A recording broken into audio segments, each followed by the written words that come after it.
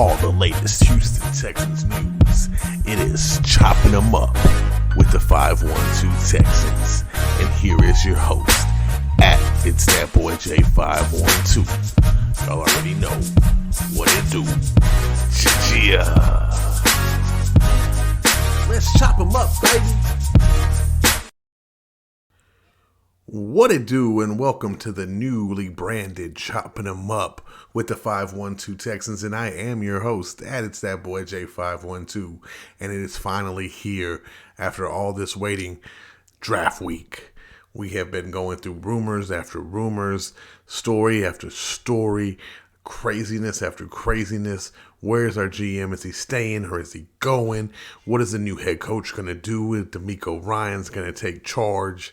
And it's finally here. We only have a few more days, but guess what? It still seems like forever until we will find out what your Houston Texans are going to do with the number 2 and the number 12 pick in the 2023 NFL Draft. Well, what I'm still hoping for is that we go with my plan, but we'll get to that in a little bit. Of course, there's been rumors about Trey Lance being available for trade from the 49ers. And I don't think that they can really get what they would want for Trey Lance. I mean, they gave up 3 first-round picks to draft him. Kyle Shanahan gave up a lot thinking that he was going to be their future franchise. They already had Garoppolo, and then now, they have Brock Purdy that's emerged, but Purdy might not play for a whole year. Do I really think that they'll trade Trey Lance with Purdy still on IR and them only having Sam Darnold as their starting quarterback? I don't really know, man. They think they can get cute and they think they can, they showed it. They were able to go and get victories and make it to the championship game with Brock Purdy. So maybe they're thinking Sam Darnold can carry the team and do the same exact thing and they could try to move on from Trey Lance. But that's admitting a big mistake for Kyle Shanahan of giving up 3 first-round picks to then possibly trade it for a 3rd or a 4th-round pick, because that's all I think anybody would really give him. Now, if Houston wanted to try him out, it wouldn't be the end of the world for me. I would rather that than who the favorite number 2 right now, Trey Lance, is. I'm sorry, I confused myself. I'd rather have Trey Lance than who is the betting favorite to go at number 2, which is Will Levis.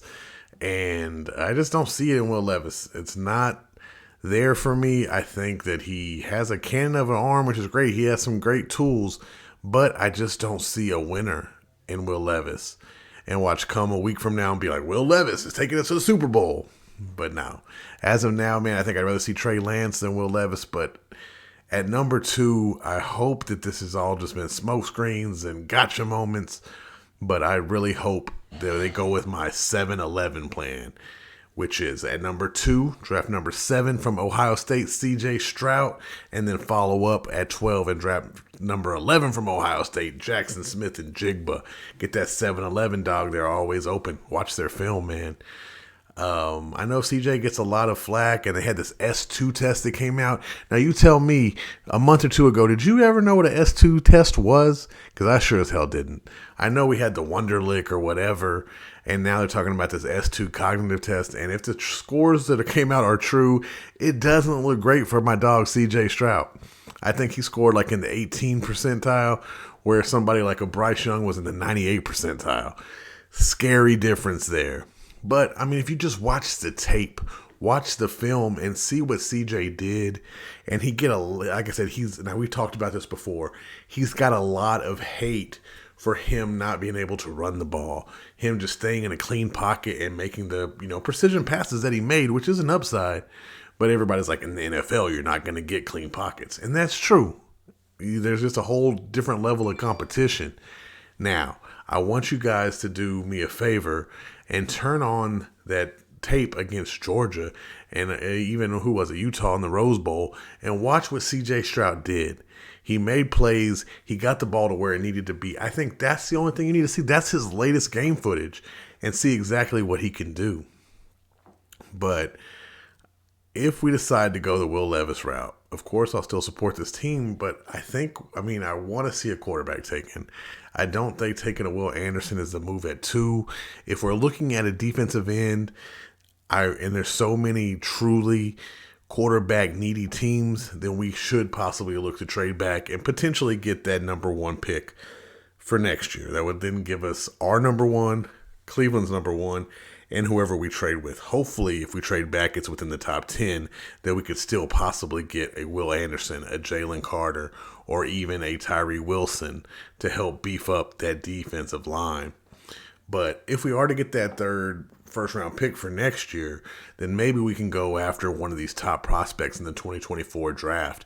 But I don't think we're going to be, using our pick to be able to draft one of those guys. Because even if we don't draft a quarterback, I still think we'll win enough games where we're not going to have that number one pick. If we're in that number one pick situation, we need to be questioning DeMeco Ryans as a head coach. And I'm not ready to say that DeMeco is going to give us that kind of season. DeMeco will give us a valid reason to believe in him. DeMeco Ryans wants to win. He's not going to, what do they call it? Try to fail or to bust or what am I thinking? Throw the games to suck for luck, what they did back with the Colts. They're not going to do that route. They're going to go out there, they're going to be competitive, and they're going to win. And we have enough talent where I think we're going to be pushing like a 500 season. So we might need to, long story short, put all three of those first-round picks together to be able to trade up to get one of the top elite 2024 quarterbacks. But with that saying, I am ready to see Houston make a move at quarterback, even if it's not the right move. And I hate to say to get a quarterback just for the fact to get a quarterback. But I think, Bryce Young was my clear number one. And if he's there at number two, you run the fastest 40 you ever have run in your life to turn that card in and get Bryce Young on this team.